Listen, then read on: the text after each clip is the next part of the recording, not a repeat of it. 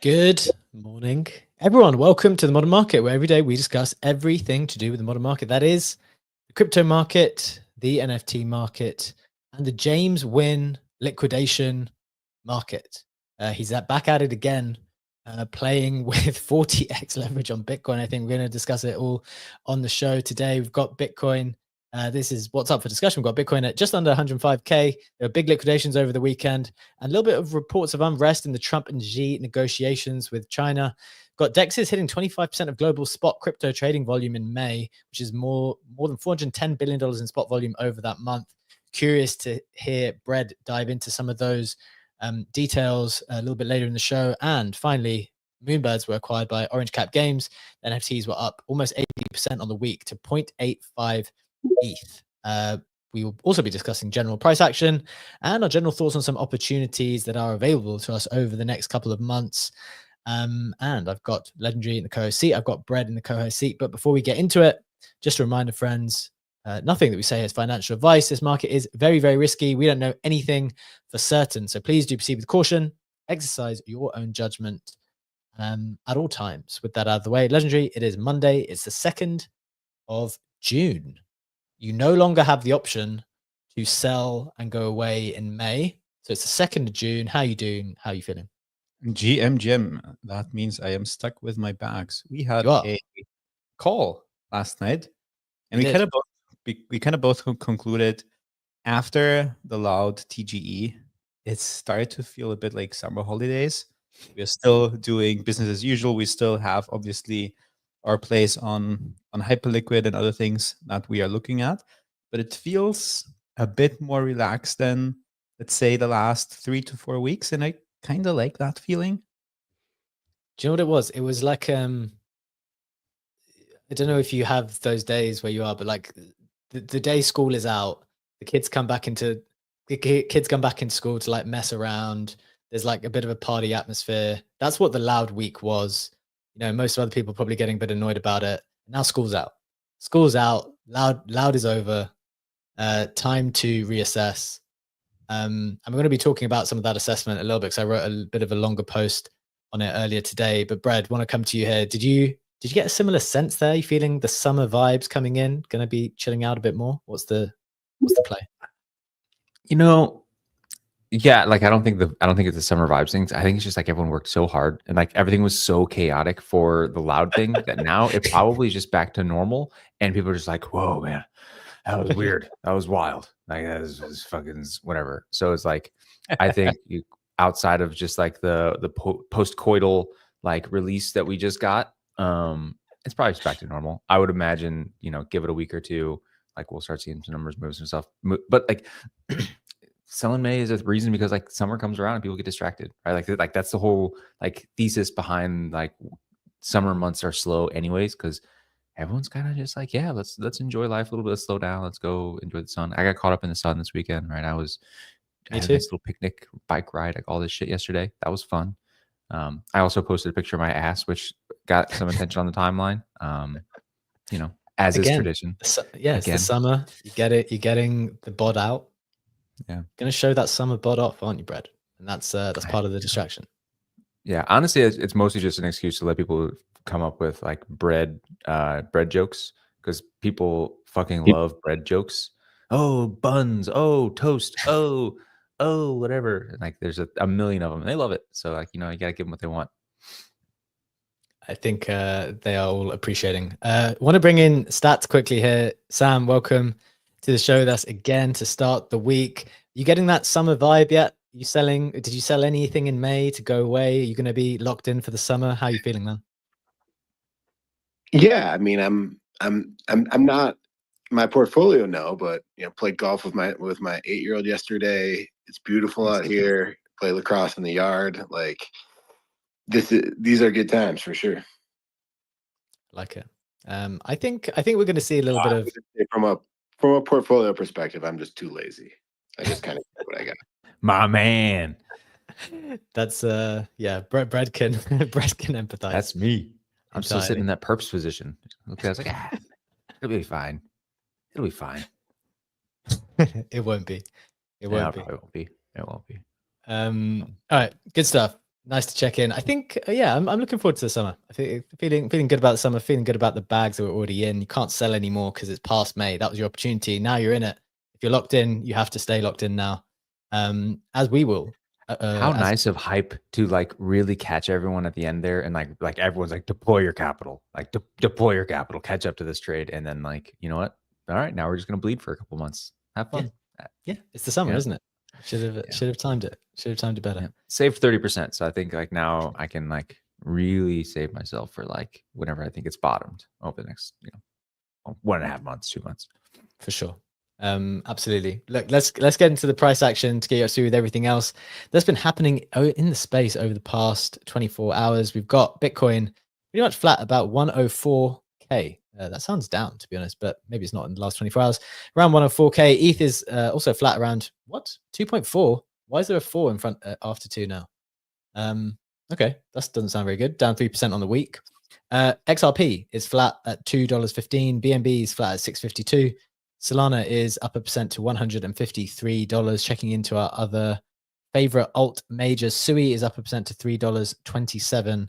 Hype is up 2% to 32.64. Down 14.5% on the week though. So hope you were not the hype top buyers last week at some point in a little bit of mania, to be honest, on hype. Getting into the meme coin side of things, we've got, what do we have here? We've got Doge flat. Not a huge amount going on here, I don't think. Fartcoin's up 3%. Pepe's up 1%. Brett's up 8%. Popcat's up a couple of percent. Things are like plus or minus a couple more or less. AI16Z on the AI side is up 12%. So maybe that some of the AI stuff moving a bit better. Moodeng's down 4%. Anime coins up 5%. Nothing really to write home for me here about. Okay, that's the meme coin side of things. Getting into the headlines themselves, we had some big liquidations over the weekend as the price moved down. We had reports of unrest with Trump and Xi negotiations. Legendary's going to touch in on there in just a little bit. We've got DEXs hitting 25% of global spot crypto trading volume in May. Very interested in that trend in general. We brought up that trend months ago as it was kind of edging higher. So curious to hear Brad. I'm about to bust that shit. Yeah, we're Mythbusters over here. I know you did a bit of myth busting last time too. So looking forward to your take here, because that is what is being reported as headlines in the last 24 hours. Moonbirds was also acquired by Orange Cap Games. NFTs are up 77% on the week to 0.85 ETH. That is obviously Yuga Labs selling off more of its IP, which it does not feel that it can service or do justice at the moment. So that's interesting to note. We'll talk about that later. A notable price action. We've got KTA up 36% to 981 million. I wish I knew what that was. I think it's like stablecoin and payments network chain, and a friend of mine, Google Advisor or something. A Google investor, is that right? Yeah, I fudded this fucking thing like 3 months ago. Me too. It was at like 1 or 10 mil. Speaking about that and only that, and they're like very early to that. They're basically on that market before what is it? Plasma is out with their own thing, and ever since I've been like hate watching the chart. Who was early to it, Ledge? Did you say? Friend of mine who's been speaking about that nonstop. Yeah, there's been a few Cabal accounts, like the Guru, I think, has talked about it. Yeah, and like the reason I fudded it, and I did think I did on that first initial tick over to the left, maybe even before that. This is where Brad was fudding it. If you're watching the screen, I was fudding it.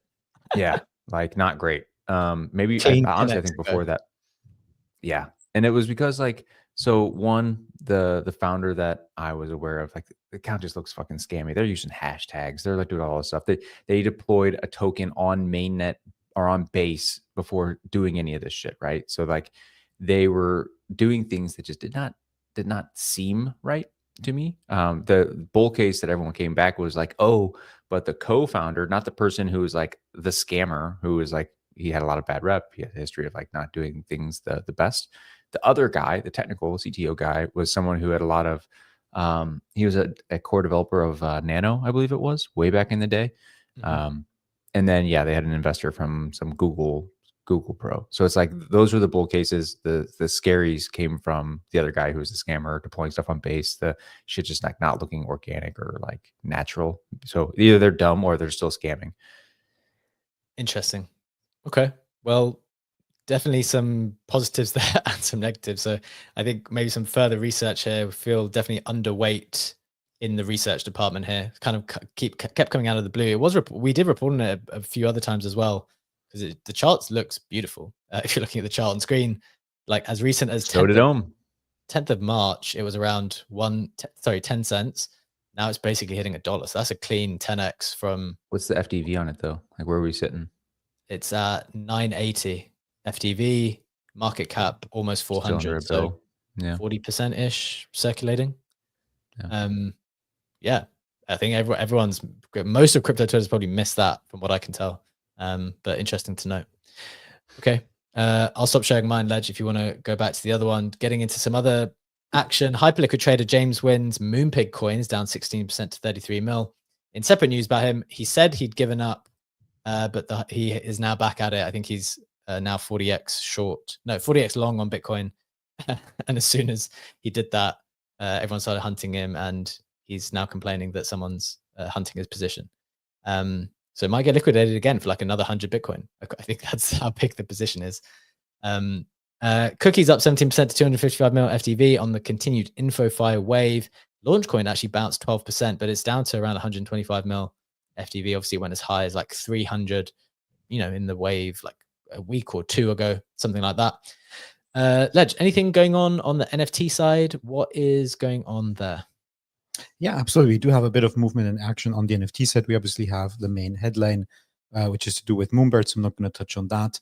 But as a result of that, quotas are up 27% because you guys have been also expressing the wish that they want to focus more on the core collections, the core products. Apart from that, if you look at the other majors, Doodles are up 12% on the day. They are above a 1 ETH floor, sitting at 1.2 ETH.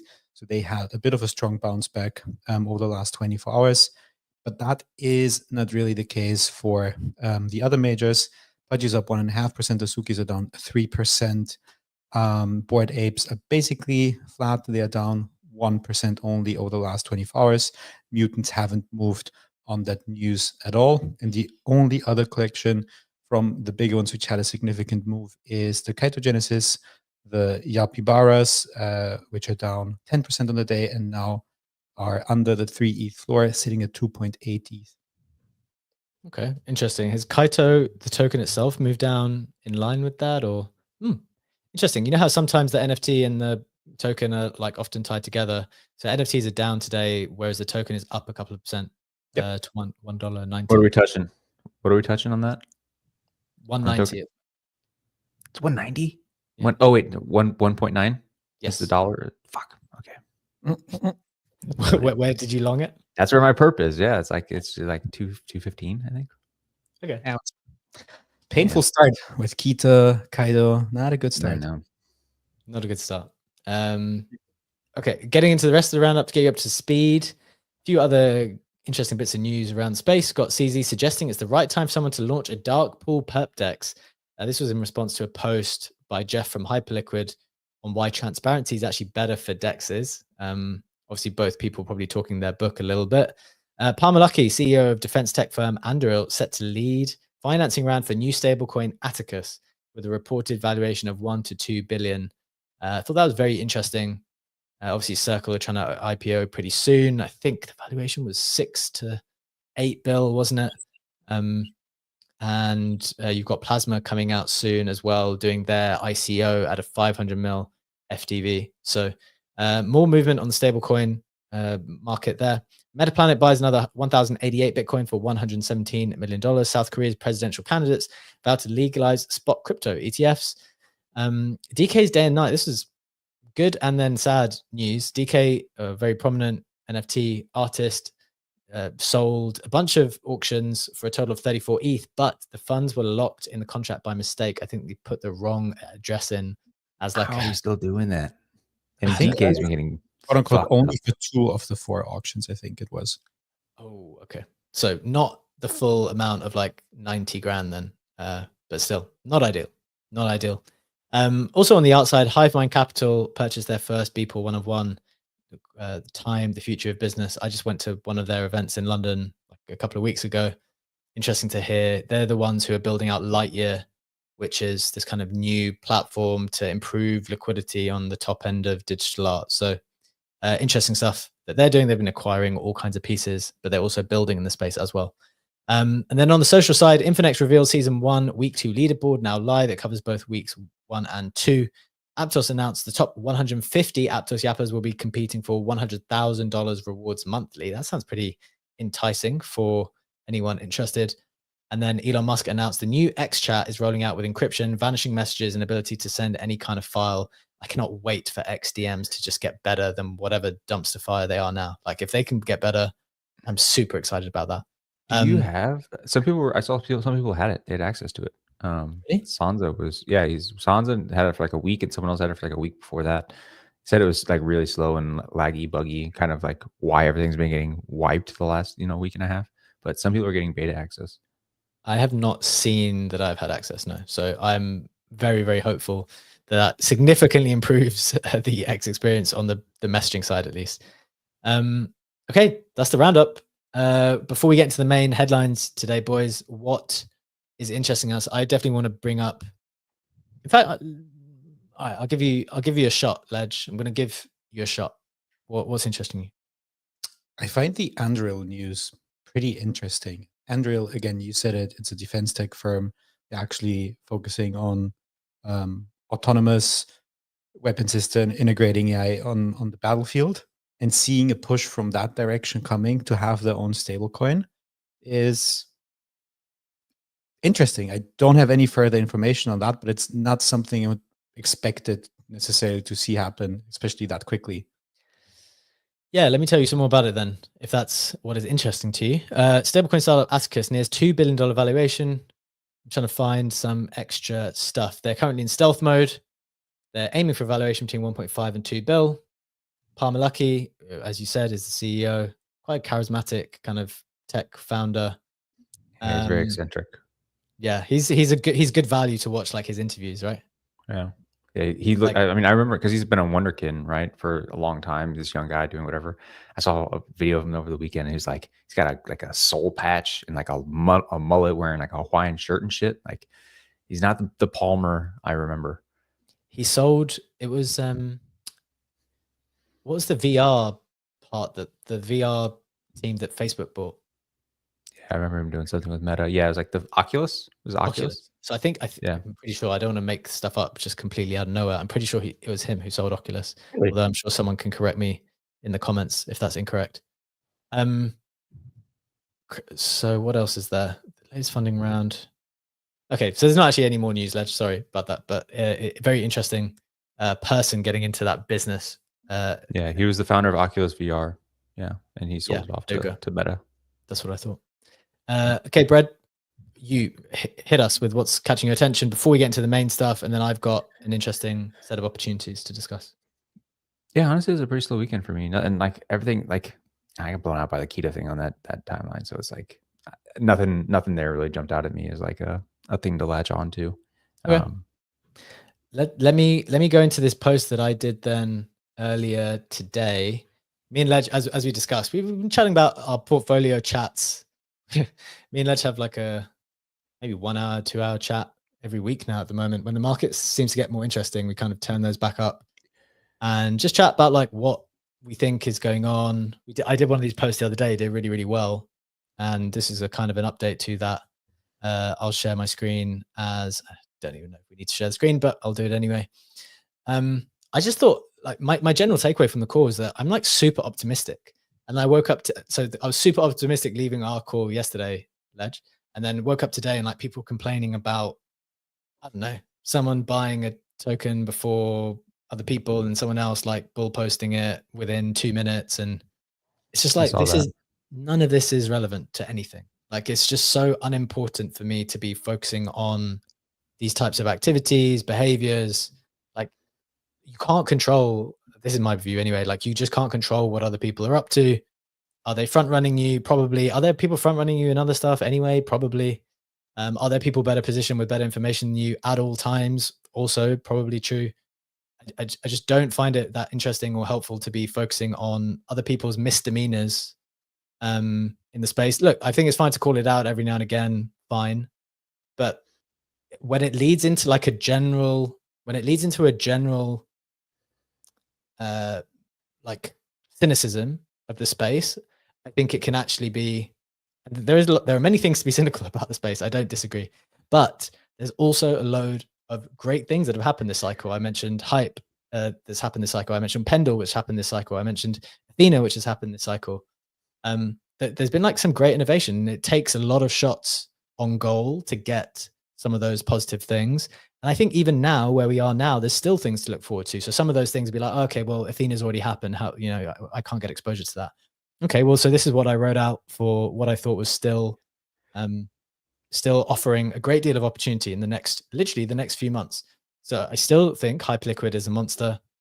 Yes, they've got their risks. We've spoken about them before. I'm not going to go through them all again now. They have billions of extra tokens to give to active participants via like community rewards. Hype probably goes higher. That's our view, probably, that it just because it's making money and they just keep buying the damn token back. And Unit, which we've spoken about very often, is the tokenized layer on Hyperliquid. They make money every time you buy or sell or bridge over Bitcoin, ETH, or Sol, because they are the team that have tokenized those specific spot assets on Hyperliquid. So that in itself will be a valuable protocol, which is being built on top of Hyperliquid. So that's, the core Hyperliquid thing. Brett, do you want to come in here before I go into the others? Yeah, I was just going to say with that unit, because I looked into it pretty heavily before I bridged over. It's the one I used whenever I got in position, and I saw that they actually they run at zero cost when it comes to bridging because they want to make it as cheap as possible. So right now you basically just pay the cost of the transaction on both sides, but they try to get you as close to 1-on-1. They're not taking like a low fee or anything, right? At least presently. I thought there was a small fee on the bridge, and then that's what the documentation said. Okay. Well, I think they definitely share the fees with Hyperliquid for it's one or the other. They take a small fee on the bridge, and then on the trading of the asset as well, they get to participate in the fees. But we definitely double check on the docs. Look, Bitcoin strength in this area is still pretty good to us. If it's leading your portfolio as America's continuing to debase with unending spending, I personally think we see very healthy moves to the upside here. I also think Mega ETH is exciting. I've been looking more into the apps like Euphoria, who I think had a post out over the weekend. They're looking for like a chief attention officer, like someone who's going to write and get a load of mind share for them. Also GTE, and I think this is interesting, Brad. I want to come to you here as a part of the conversation that maybe even Hyperliquid is having is creating and CZ's contribution to that conversation about DEXs and centralized exchanges. I think GT can make a meaningful contribution to the DEX space. It's not just because it seems to be so much faster on execution. And I think just more generally, as you guys at Mega ETH get nearer to mainnet, as usual with attention cycles, like it's summer, it's early at the moment. I think that ramps up hugely by the time you guys get there, whenever that will be. So any commentary there from you on Euphoria, GT, some of the apps that you're doing, maybe the specific CZ Jeff conversation? Yeah, actually, I was going to point you back there anyway, so that's a good segue because like several of the teams are actually looking to get someone basically like me, right? Because like that's why Mega ETH brought me on, is someone to like bring some attention to the actual project. You come in as a core member, so you get some exposure to that, and then like we're spinning up another cluster of apps here soon. We had applications just closed yesterday, so we have another 15-ish teams like that we'll be looking for growing stuff. So if someone's in the audience and wants to be something like a me to a protocol or to an application, we have several that maybe can shine some light on you. And then like the GTE, Enzo is the founder of GTE, and he goes toe to toe with a lot of these DEXs, Hyperliquid, whatever, pretty consistently. He gets kind of aggro, and he did one of those posts actually this morning, or I guess it'd be last night for some people. Talking about privacy and how you can actually how they plan on attacking that, saying that you actually do need some privacy.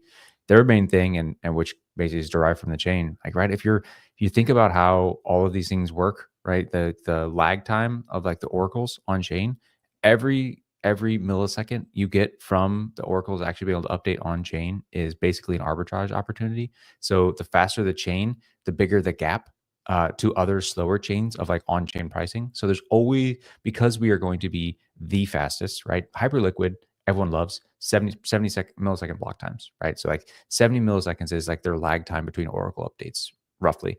We're going to be 10 milliseconds, going to 1 millisecond, basically zero, right? We already have an Oracle that pushes it on chain 2 milliseconds at a time.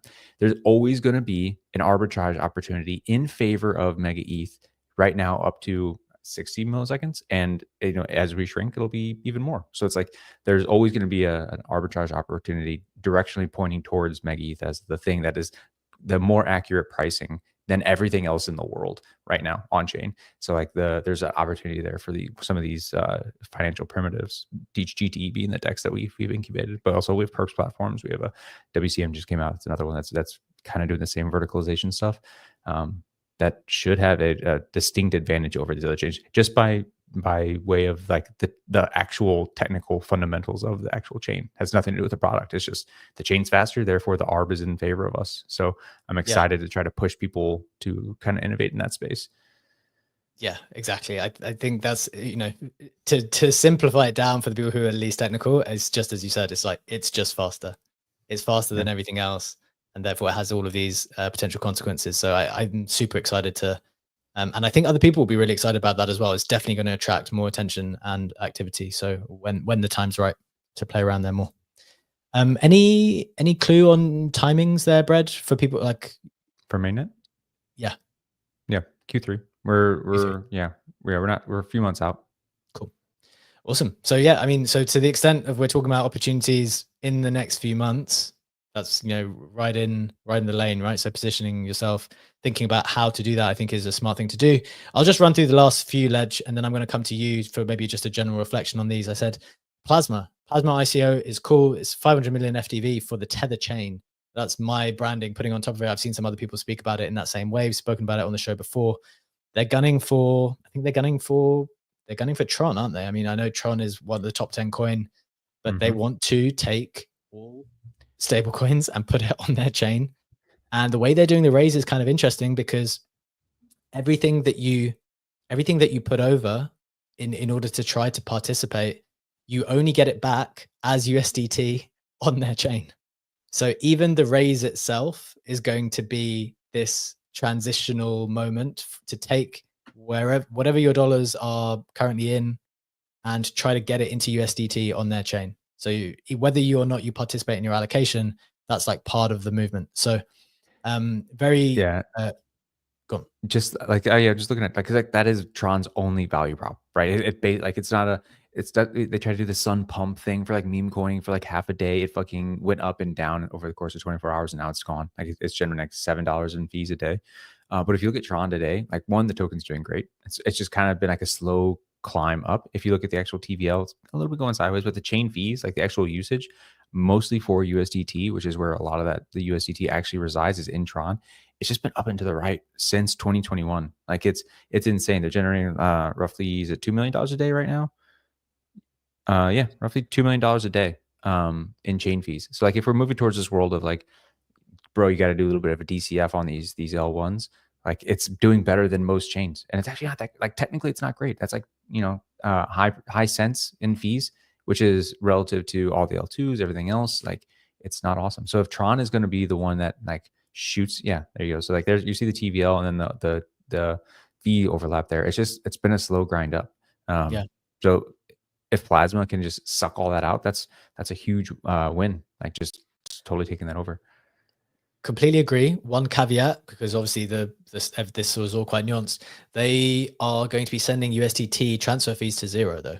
Right. So then the question will be, because Tron transfer fees are actually relatively high as far as things go. So that's obviously why they make a ton of money. Plasma, I guess, are trying to say, look, we want that activity, but don't necessarily think we're going to make money off it because we're going to figure out how to make money in other ways, but we're going to send the USDT transfers to zero. So very interesting battle there, I think, that will be playing out. And so that's the raise that's happening. I think it's in 8 or 9 days time, 500 mil FTV, if you like that. Couple other bits that I think are still super interesting in the next couple of months. Yeet is doing better metrics. We spoke to Mando on the show on Thursday. Better metrics than Shuffle in their first few months. Shuffle was a colossal airdrop, absolutely colossal. I know Legendary participated in that back then. And Yeet is probably going to be similar in our view. And then finally, just the final point, Kaito and its partners are dropping tokens to content creators every which way. And I completely understand that this is one that is annoying some people. But we're in stage 0 of teams figuring out the best way to distribute these tokens. And I believe it will become more sophisticated, like the way Infinex, for example, have added a layer of manual review. I think people will get better at doing it. It still won't be perfect, but it's part of the game and it's incredibly lucrative at the moment. So if you're looking at it from that perspective, it is still going to be there and it's still going to present an opportunity for people. And maybe the best way to do it is to be like, look, I'm not going to try and get on every single damn leaderboard. I'm going to pick the couple of things that I'm actually super interested in. And then you don't annoy anyone because you're just picking the specific things that you think are awesome, irrespective of whether you do that or not. It's still going to be a huge opportunity. So those are the things we were kind of talking about yesterday on our chat for the next couple of months. Ledge, curious to come to you here. Kind of running over a bit of time. We haven't got to even the headlines yet, but what's your perspective here? Yeah, a couple of things I want to touch on. Plasma SEO is probably the main reason why I've been ignoring Kita, because I've been like focusing on Plasma coming out. One important thing you also mentioned is that whatever you deposit in there will be converted to Tether, will be converted to USDT, which then again also makes it a interesting marketing play almost from Tether's side to try to further increase their increase the market share, and basically win even more against especially Circle. So I think that is something that I don't see a lot on the timeline.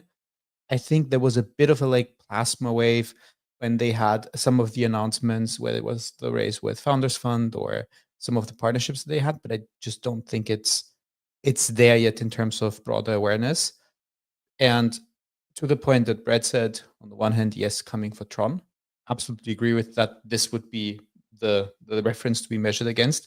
But also, if they kind of manage to get the narrative out there of being like the Tether chain, and you have the Circle IPO, and Circle is smaller than, or USDC is way smaller than Tether is, I think this could be a very, very interesting opportunity. So I will definitely participate in that.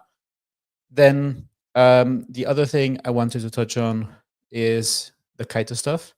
As you said, you can't rank on all of the leaderboards. The loyalty factor is something that most of the projects have on either way, which means it just becomes way harder to be top 10 on 3, 4, almost impossible to be top 10 on more than 2 of the protocols actually.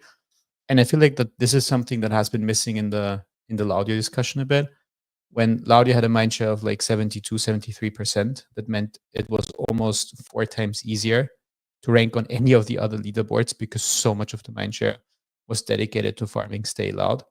And again, I think there's like many organic ways to just talk about the things you find interesting and be on those leaderboards. So I do think that this trend will stay there for a bit longer, given that Kaito has obviously an interest to extend the business model to onboard new projects. And yes, there's been this discussion if the Loud TGE basically mark the top of the InfoFi bubble, but I don't think that this is a bubble that is bursting as explosively, I would say, as say NFTs or AI agents. Yes, it might fade out, and we'll find smarter ways to distribute those tokens to people. But generally, I think that concept of rewarding people who are talking and bringing mindshare or tweet share. And yes, tweet share is not mindshare. Not everything that people put on the timeline is necessarily valuable, but this general idea of rewarding people who bring some sort of meaningless or meaningful mindshare to your project and will probably move more into the meaningful direction will definitely stick around. So I do think that this is a very, very relevant thing. Yeah. And then BTC strength, again, that kind of ties back to what you've been saying. I feel like what was the launch, the token that you mentioned that had the usual suspects involved in their tweeting thesis 2 minutes after launch. Don't want to go into names in there even, but that will kind of stay around. But then I also feel like this is getting all the attention while BTC is still holding above 100K. Now we have, and we'll get into the main headlines in a couple minutes, we have these tensions resurfacing between China and the US, and BTC is still doing pretty well. And it's not looking like it's going anywhere at the moment. And again, I definitely have increased my BTC exposure also as means to have more of that BTC doing fun things on Hyperliquid and allowing me to participate more in that ecosystem as well. So I quite like that double play. Yeah, me too. Brad, did you want to come in on the is it the InfoFi top bit? Yeah.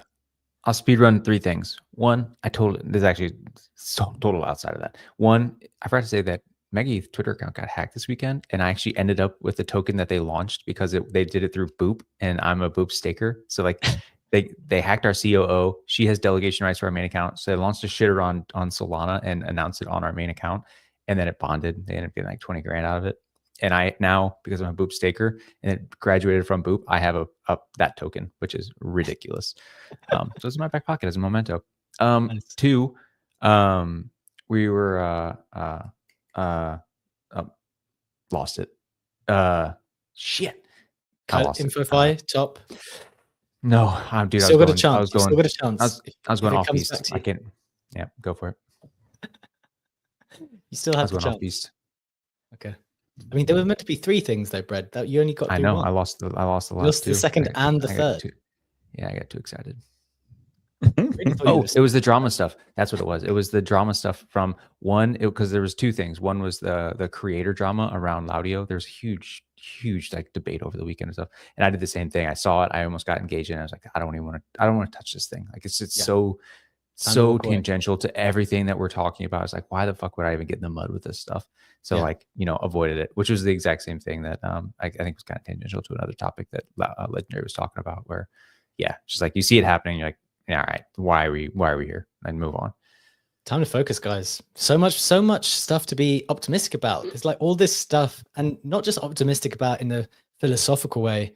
Like you can go and make money right now, like on the things that we just spoke about, or at least the opportunities are presenting themselves to you. Like it's just there's stuff going on. There's no time to waste on like complaining and what other people are up to doing, running up like small coins to relatively small valuations. Like gotta stay focused as we hit the summer. Okay, Ledge, you mentioned you haven't even hit the headlines yet. You want to talk a little bit about Bitcoin holding up pretty strong in spite of there being allegedly, I'm gonna say allegedly, more unrest in the American and Chinese negotiations as they relate to tariffs. What's been going on? What do we need to know? Some quick hits, and then I definitely want to get into Bread's DEX breakdown straight after. Yeah, quite a few things are going on. Before I get into that part, it seems like we have a bit of breaking news. You mentioned it at the top of the show that James Wynn was back with another 100 million BTC long. And he's been posting about that. It seems he just got liquidated again on that a couple of minutes ago, as BTC did slide under 104.1. No way. This is I'm not believing it now. I think I believed it before. For some reason I believed it. Maybe I was naive even to do that. Now I don't believe it. I will check after I do my bit, but from what I've been able to catch quickly, it looks like that. But anyhow, to the more important things in terms of macroeconomics. So we have this news coming out of China saying that the US has severely violated, that is according to the BBC, the trade truce, and that it will take strong measures to defend its interests. And that is a bit of a reaction to basically Trump saying the same, vice versa, about China, quote unquote, that China had totally violated its agreement with us.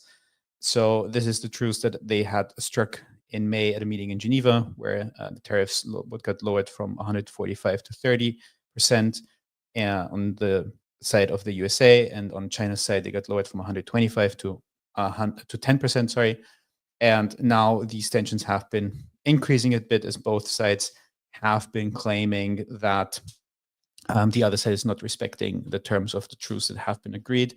Separate to that, Trump and Xi are both likely to speak soon on a minerals trade dispute that is at the heart of that. That news also came out over the weekend, so we'll definitely have to check back in with that and report on that. Then, on top of that, we had the news last week that kind of connects into the whole tariff discussion, with the US court finding that Trump can't do the tariffs in the way that he did them, Trump has also been vocal about that on Truth Social, saying, and I'm quoting, "If the courts somehow rule against us on tariffs, which is not expected, that would allow other countries to hold our nation hostage with their anti-American tariffs that they would use against us, this would mean the economic ruination of the United States of America." All those things have put a good amount of pressure on BTC. As you said, BTC did slide down to 104K over the weekend. We've also seen, I'm going to share this on screen, a good amount of liquidations over the weekend. That is on, where is it? May 30th, we've seen a total of 800 mil getting liquidated in longs. And then the day after, May 31st, another 230 mil.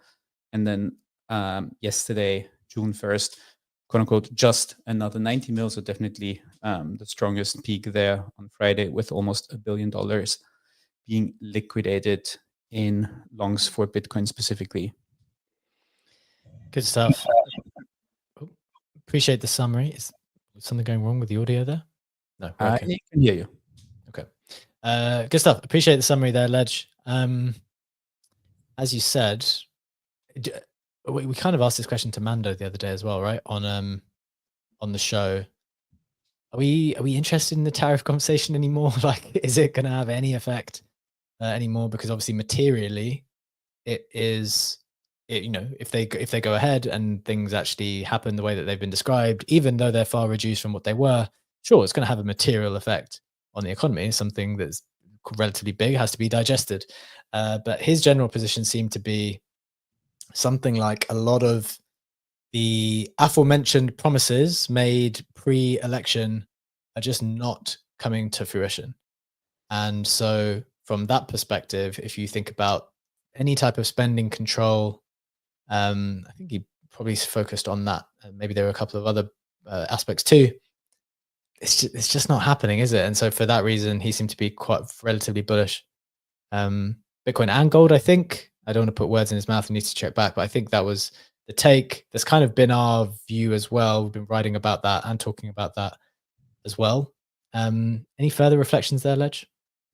I think the tariff conversation is still going to be a part of this. I mean, we're basically back at it, and the market is reacting to that, although the reaction is not as strong as it used to be. If you look at the S&P 500 futures, I think they're only down 0.5% before the market is about to open. So yes, it will stay there, but I think we're kind of used that this is going to be a bit of a roller coaster, and it's not going to be as volatile as it was, unless obviously it is to like fully escalate again and then dominate the headlines. But I feel like it's similar to the EU situation, which we had, which also basically resolved within, quote unquote, resolved, got delayed within 48 hours or so.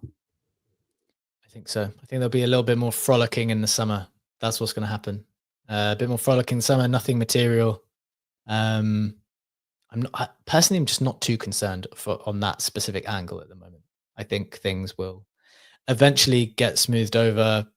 Whatever dramas will take place in the interim, that's just the view that I have at the moment. Right, let's leave that part there. Brad, I think this is an interesting conversation on a trend which people are picking up on more and more.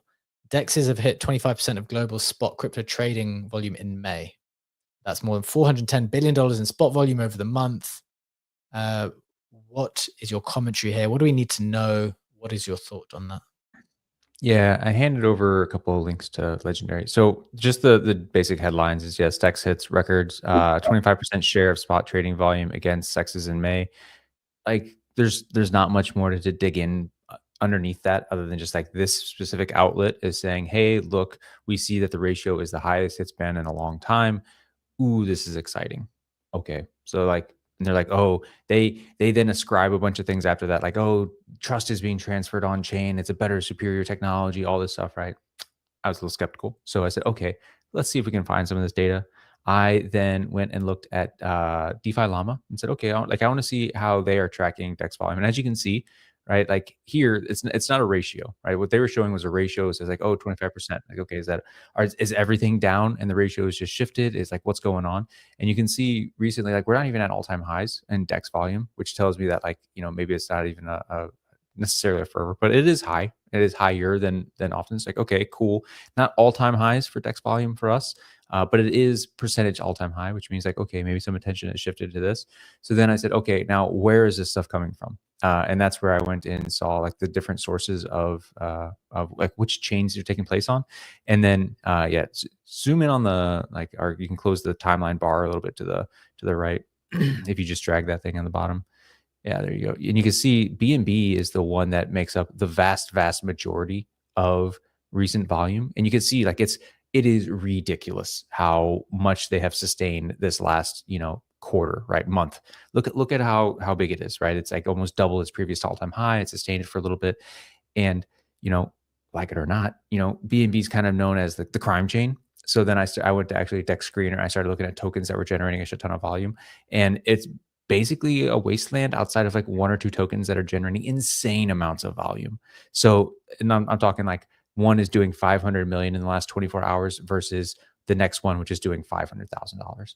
So for me, like I see the ratio, I go, cool. They're saying like everything's great in our industry. Everyone loves our stuff. It's a proof that we are doing something novel here, and customer acquisition is happening and trust. Dude, it looks like it was just some crime tokens that were launched over the last month, and like it just boosted DEX volumes incredibly for pancake swap specifically on BNB. And so cool, yes, like the things they said are technically true as far as like the overall percentages going high. I would not ascribe any kind of like paradigm shift in customer sentiment and trust to this moment, because the data does not back up that it is actually just like a organic shift to actual usage of this relative to their centralized counterparts. And it's the exact same thing that happened last time we saw this report, because they go, oh my God, on-chain stablecoin volumes are going through the goddamn moon. This thing is it's a paradigm shift. And what it was a scam ring ran like volume as a service. Not even a scam ring. It's just volume as a service being paid for on Solana. A particular dev had spun up something that said, hey, you give me $5, I'll generate you $50 million on that $5 because the fees are so cheap, and I have a program that removes most leakage. So yeah, it's a good headline. It is not backed up by the data as far as I can tell. That's a kind of excellent insight that is super helpful to just like get beyond the headline, which is probably just kind of clickbaity and very superficial understanding of the situation. Appreciate that, Brad. Maybe one follow-up though.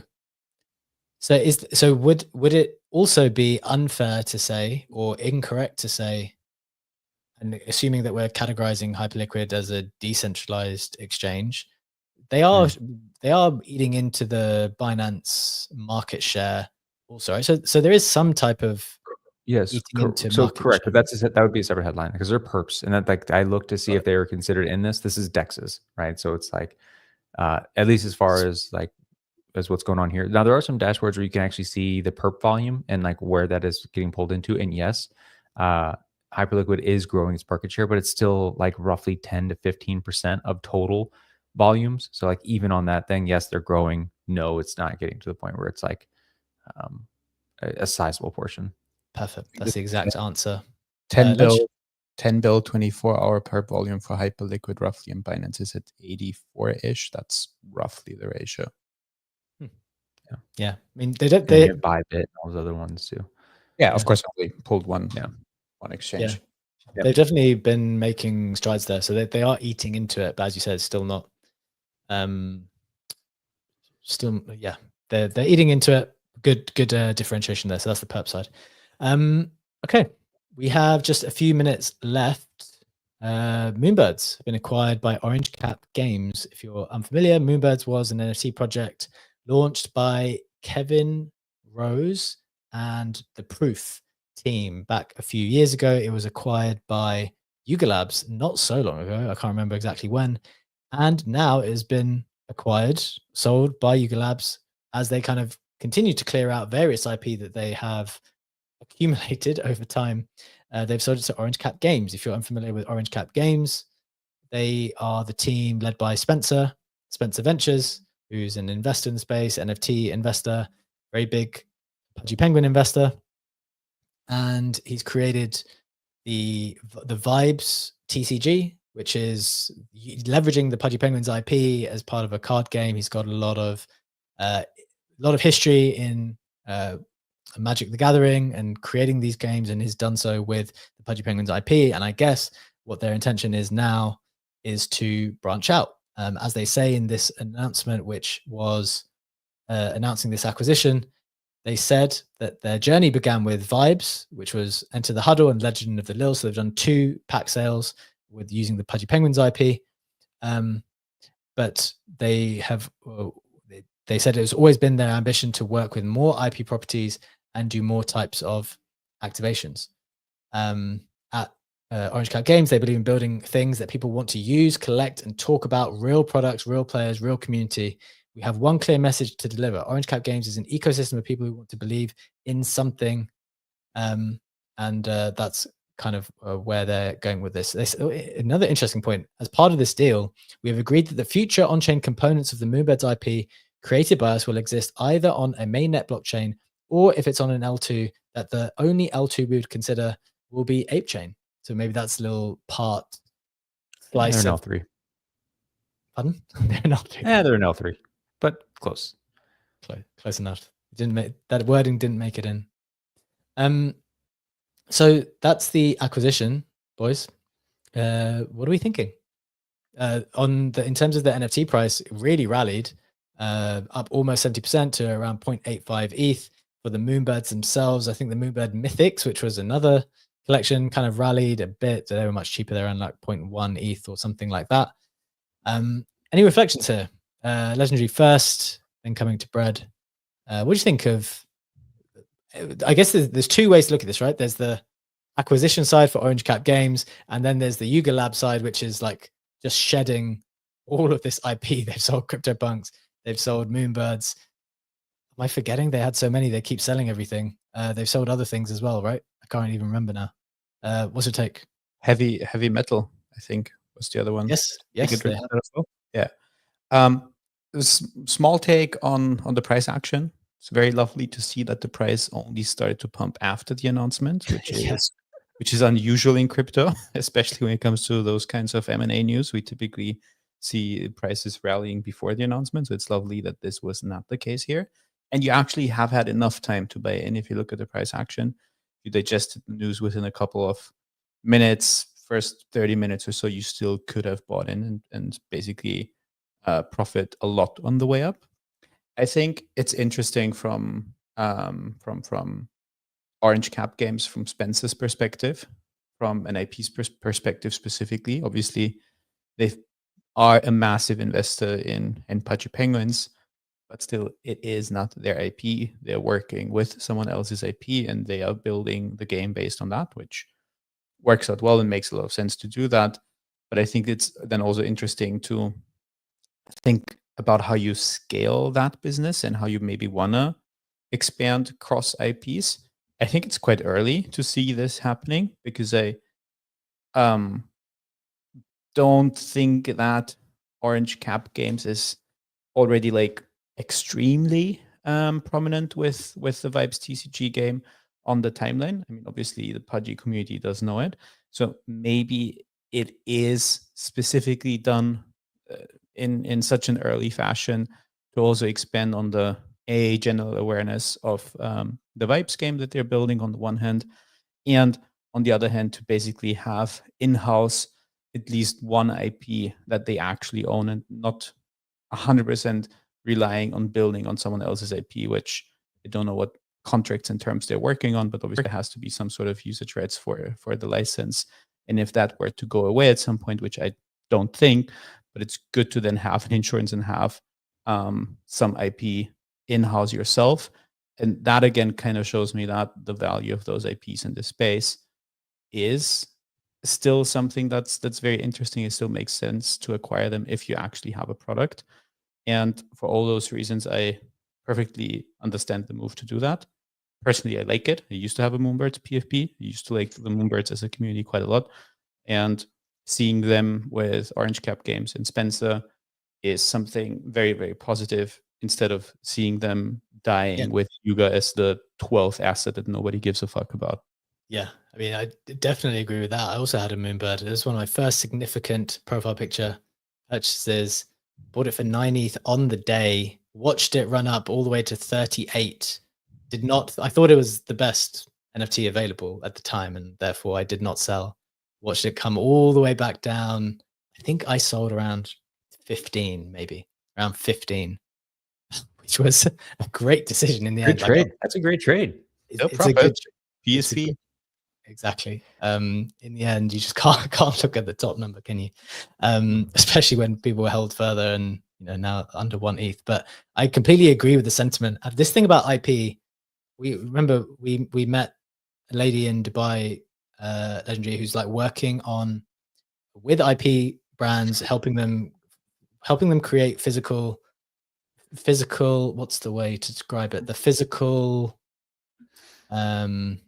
What's the tech called? The what am I doing? The NFC, the NFC chip style stuff. So working with IP brands to do that, and when you learn about that business model, you realize how much value gets leaked. It's not really leaked, but it's just all the value sits with the brand. Like if you're producing content or items or products with for the brand, you're basically servicing their IP, and the reason why that thing is valuable is all in the IP. So I really suspect that I think they've done an amazing job with Vibes. If you haven't checked out, I went to the event in Singapore. I was an investor in Orange Cap anyway, but I went to the event as well, and it was packed, absolutely packed. They had this cool hotel where they'd filled out with loads and loads of people. People were playing the game. People were excited. People were excited for the IP. But in the end, it's still the Pudgy Penguins IP, right?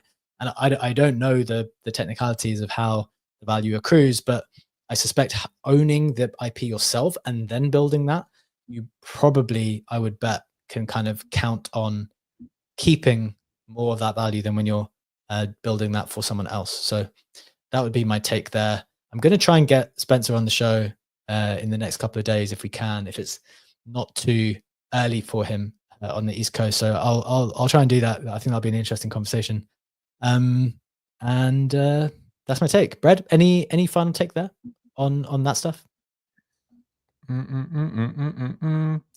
Yes. Oh, sorry. I'll mute it. I just came right in. Not so much on that one specifically, but I did watch the Claynosaurus mint over the weekend, which I don't know if anyone else is a partaker. I minted Claynosaurus. I've been following for a long time. It's very close to this yeah, it's an IP game, right? It's the exact same thing that Pudgy's is doing, right? Same game as I guess what Moonbirds is now maybe going to try to go for. They just carried off a 25K mint over on Sui. It's actually still going now. They did some novel stuff where you it's a ticket system. So right now they're already up to 40,000 mints for a 25,000 collection. These popkins, which are these companion mint. But the mechanic is you pay $200 in USDC.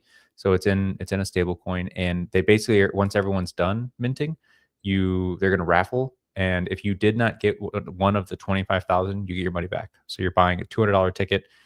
If you get your actual thing, it costs $200. If you don't get it, then you get your raffle back, or you get your money back plus what they call pity points. And if you minted a whole bunch and didn't actually get a bunch of stuff, they have some OG Claynosaurs that they're going to be giving out that have they minted on mint day and have not been touched since then. So they're crisp and untouched. But it was cool to see. I'm still intensely bullish on that team. Like I said, I'm not even just a minter. I'm a whale. I'm a huge have a huge position in Claynosaurs. Nice. I like that. Yeah. Cool mechanic as well. I kind of like this one's where it's open. You get to feel what the demand is before it fills up, right? Because sometimes if things sell out, it's just it's sold out. I don't know how many more people might have wanted or been willing to part with their capital for. So interesting dynamic. Appreciate you sharing. But guys, that's the end of the show. That was a great show. I enjoyed that. That was our show, guys. Thanks so much for tuning in. Thanks to Legendary and Bread for co-hosting. As always, thanks for Stats for jumping up with us too. Just a reminder, we do this every single day, Monday to Friday, 7 a.m. Eastern time for 1 hour live on X video, and YouTube if you prefer video. And if you want to catch up on Spotify or Apple, that is where you can do that. Thank you so much for joining us. We hope you have a wonderful day, and we will be back tomorrow, same time, same place. See you then. Bye-bye.